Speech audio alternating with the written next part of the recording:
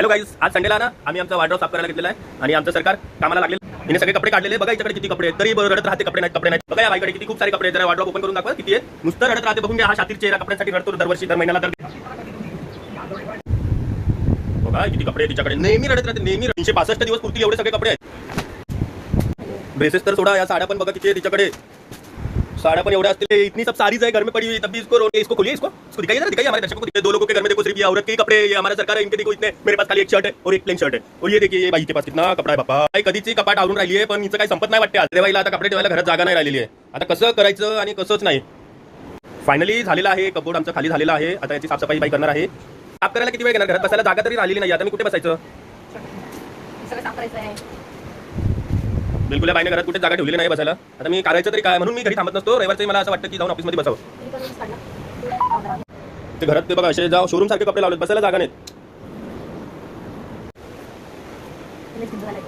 तोंड बघा कशी करते कपडे बघून बघून. स्वतःचे जेवढे कपडे निघाले 365 साडी 365 ड्रेसेस, तरी माझे कपडे बघून जाते. माझ्याकडे तर 4-5 असते. तू थोडे मोठे पाऊच, 1 2 3 4 5 6 किती किती काय काय आहे बाबा. आता काय काय करायचं या बाईचं. हे बघा ही बाई बेडशीट, पडदे पण नाही, ही बाई कपाटात ठेवते.